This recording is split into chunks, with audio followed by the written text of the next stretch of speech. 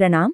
मेवाड़ के एक राज दरबारी इतिहासकार के नजरिए से आज के इस विशेष ऐतिहासिक विश्लेषण में हम एक ऐसी महागाथा के साक्षी बनेंगे जो शौर्य और एक बहुत ही हृदय विदारक त्रासदी का अनूठा संगम है।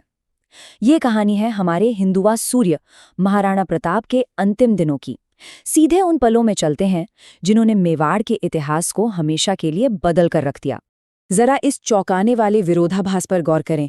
एक तरफ हमारे वो अजेय महाराणा है, 7 फीट 5 इंच का एक ऐसा विशाल और अडिग योद्धा जिनके नाम से ही दिल्ली की सल्तनत कांप उठती थी, और दूसरी तरफ वो प्राणघातक क्षण, इतनी बड़ी बड़ी सेनाओं को धूल चटाने वाला ये महाबली किसी युद्ध में नहीं बल्कि अपने ही धनुष की प्रत्यंचा खींचने के कारण आई एक अंदरूनी चोट का शिकार हो गया। ये सच में हैरान कर देने वाली विडंबना है कि कैसे एक बहुत ही सामान्य सी लगने वाली दुर्घटना ने इतिहास का पूरा रुख ही मोड़ दिया। भाग 1, मेवाड़ के अजेय योद्धा। आइए इस महामानव के जीवन की नींव को समझते हैं। चलिए इसकी गहराई में चलते हैं। 9 मई 1540 को कुंभलगढ़ में जन्मे महाराणा प्रताप की शारीरिक कदकाठी सच में अद्भुत थी। पूरे 7 फीट 5 इंच, एक ऐसा पहाड़ जैसा व्यक्तित्व जिसने अपनी अंतिम सांस तक अकबर के विशाल साम्राज्य के खिलाफ निरंतर संघर्ष का बिगुल बजाए रखा। उन्होंने न केवल मेवाड़ के स्वाभिमान को जिंदा रखा बल्कि आसपास की कई राजपूत रियासतों को भी मुगलों के चंगुल से पूरी तरह आजाद करवाया। ये उस महानायक का वो स्वर्णिम काल था जब त्रासदी ने अभी दस्तक नहीं दी थी। भाग 2, एक दुखद और प्राणघातक दुर्घटना। 1596 का वह मनहूस वर्ष। तो असल में हुआ क्या था? बात 1596 की है। मुगलों के हमले कुछ समय के लिए थमे हुए थे। महाराणा अपने पुत्रों के साथ जंगल में शिकार पर निकले। सामने आ रहे एक शेर पर निशाना साधने के लिए जैसे ही उन्होंने अपने भारी धनुष की प्रत्यंचा को पूरी ताकत से खींचा, उनके पेट और आंतों पर भयंकर तनाव आ गया। इस एक झटके ने एक बहुत ही गंभीर अंदरूनी घाव का रूप ले लिया। ये बात सच में झकझोर कर रख देती है कि युद्ध के मैदान में फौलाद की तरह डटा रहने वाला वो विशाल शरीर मानवीय सीमाओं और एक अंदरूनी चोट के सामने कितना नाजुक साबित हुआ। और दुर्भाग्य से ये घाव समय के साथ और भी जानलेवा होता चला गया। भाग 3, चावंड में गहराता शोक। जब राजधानी पर निराशा के बादल छा गए, मृत्यु की परछाई मेवाड़ पर अब बहुत तेजी से मंडराने लगी थी।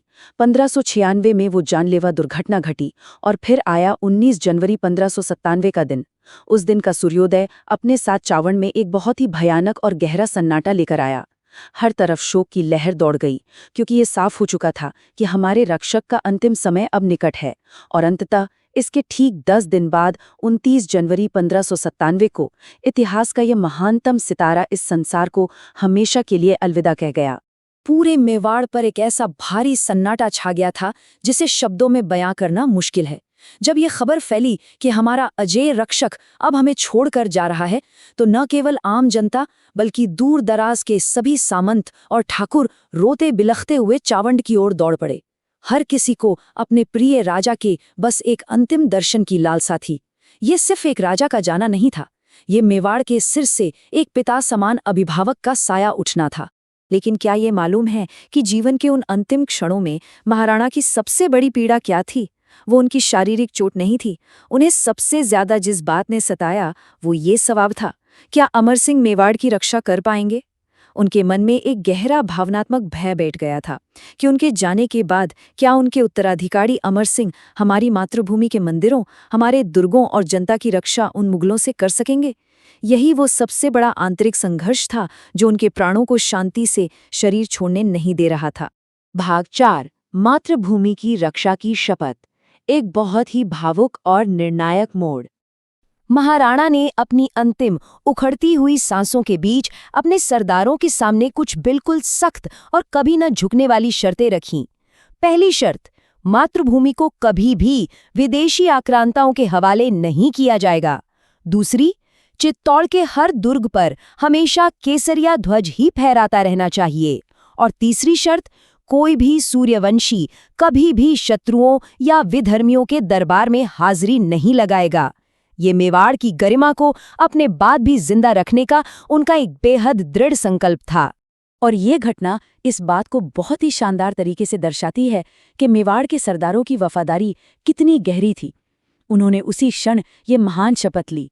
महाराज, जब तक हम में से एक भी जीवित रहेगा, मेवाड़ के हर दुर्ग पर केसरिया लहराएगा और दिल्ली के खिलाफ ये संघर्ष जारी रहेगा। इस अटल प्रतिज्ञा और इन वचनों को सुनकर ही वीर महाराणा प्रताप के उस व्याकुल मन को अंततः शांति मिली और इसी के बाद 29 जनवरी को उन्होंने इस नश्वर शरीर का त्याग किया। भाग 5 अमर प्रेरणा और बारडोली स्मारक, उनके निधन के बाद की कहानी। चावड़ से मात्र 2 मील की दूरी पर एक गांव बसा है, बारडोली। ये वही पवित्र स्थान है जहां हमारे महाराणा प्रताप का अंतिम संस्कार किया गया था। आज के समय में इस स्थान का भौगोलिक और सांस्कृतिक महत्व बहुत बहुत बड़ा है। ये मात्र एक पत्थर का स्मारक नहीं है, बल्कि इसे एक पवित्र तीर्थ भूमि के रूप में पूजा जाता है। एक ऐसी जगह जो सर्वोच्च योद्धा की भावना, उनके असीम त्याग और उनके बलिदान का निरंतर सम्मान करती है। इस पूरे ऐतिहासिक विश्लेषण के अंत में स्रोत सामग्री से एक बहुत ही गहरा और प्रेरणादायक विचार सामने आता है।